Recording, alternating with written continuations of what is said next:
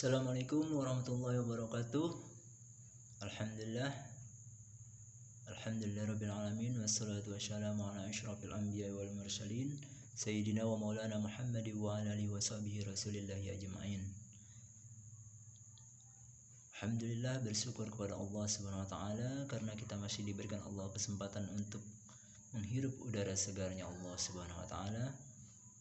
Karena kita masih diberikan kesempatan untuk taat kepada Allah Subhanahu wa taala. Kemudian tidak lupa kita bersalawat kepada Nabi besar Muhammad sallallahu alaihi wasallam, di mana berkat pikir dan kerisauan beliau kepada umatnya sehingga agama ini sampai kepada kita pada hari ini. Saudaraku, hari ini saya akan membacakan kisah-kisah para sahabat dari kitab Fadail Amal. Yang saya bacakan pada hari ini yaitu kisah Islamnya Bilal bin Rabah Al-Habsyi radhiyallahu an dan penderitaannya. Bismillahirrahmanirrahim. Bilal Al-Habsyi adalah sahabat yang masyhur. Ia muazin tetap Masjid Nabawi. Pada mulanya ia adalah seorang budak milik orang kafir, kemudian ia memeluk Islam yang menyebabkan ia banyak menerima berbagai siksaan. Umayyah bin Khalaf adalah seorang kafir yang sangat memusuhi Islam. Ia membaringkan Bilal di atas padang pasir yang sangat panas, di terik matahari, seraya meletakkan batu besar di dadanya, insyaallah, sehingga Bilal sulit bergerak sedikit pun. Lalu dikatakan kepadanya, apakah kamu siap mati seperti ini atau tetap hidup dengan syarat kamu meninggalkan Islam? Bilal tetap berkata, Ahad, Ahad, atau hanya satu yang berhak disembah. Pada malam hari ia dirantai dan dicambuk terus-menerus sehingga badannya penuh luka. Dan pada esok harinya dengan luka itu ia dijemur kembali di padang pasir yang panas sehingga lukanya semakin parah. Tuannya berharap ia akan meninggalkan Islam atau mati perlahan dengan cara tersebut. Orang yang menyiksa Bilal radhiyallahu an silih berganti. Kadangkala Abu Jahal atau Umayyah bin Khalaf, bahkan orang lain pun ikut menyiksanya. Setiap orang berusaha menyiksanya dengan lebih berat.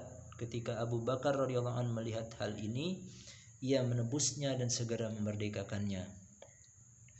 Jadi setiap hari, saudaraku, Bilal ini dipaksa untuk meninggalkan Islam dan dia disiksa. Bilal ini adalah seorang budak pada zaman itu.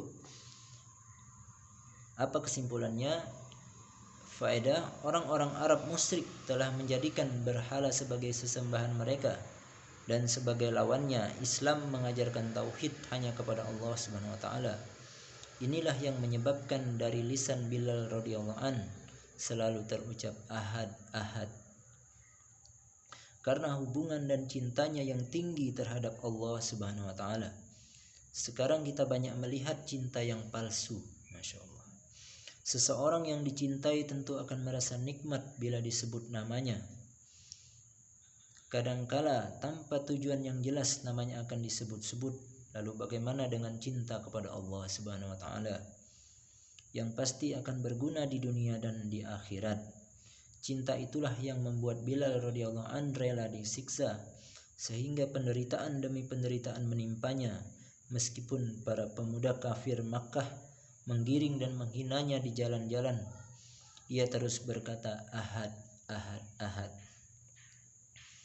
Inilah kehidupan yang pernah dialami sampai Nabi SAW menjadikannya sebagai muazin yang selalu berkhidmat mengumandangkan azan, baik ketika tinggal maupun ketika dalam perjalanan.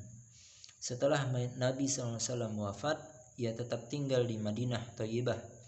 Hanya saja ia tidak tahan melihat tempat Nabi SAW yang telah kosong, sehingga ia berniat menghabiskan sisa hidupnya untuk berjihad, dan beberapa lama ia tidak akan kembali ke Madinah.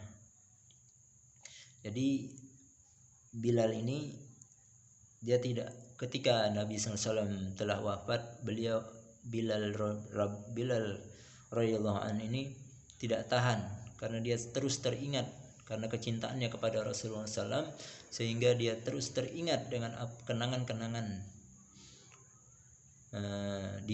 kenangan-kenangan Bilal bersama Rasulullah SAW. Suatu ketika ia bermimpi berjumpa dengan Rasulullah, beliau bersabda, "Wahai Bilal, betapa zalimnya kamu sehingga kamu tidak menziarahiku." Begitu bangun dari mimpinya, ia segera pergi ke Madinah. Setibanya di sana, Hasan dan Husain radhiyallahu anhuma memintanya mengumandangkan azan. Ia tidak dapat menolak permintaan orang-orang yang sangat dicintainya itu. Ketika mulai azan, terdengarlah suara azan seperti pada masa hidup Rasulullah SAW. Suara itu sangat menyentuh hati orang-orang yang mendengarnya, sehingga para wanita keluar dari rumah-rumah mereka dengan meneteskan air mata. Ia tinggal beberapa hari di Madinah lalu kembali ke Damsyik dan wafat pada tahun ke-20 Hijriah.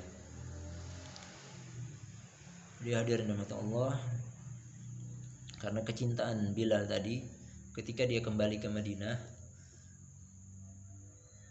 dia diminta oleh cucu kesayangan Nabi ini, yaitu Hasan dan Husain, untuk mengumandangkan azan. Dan pada saat itu, ketika Bilal bin Rabah ini azan, maka suasana Makkah pada saat itu, suasana Madinah maksudnya,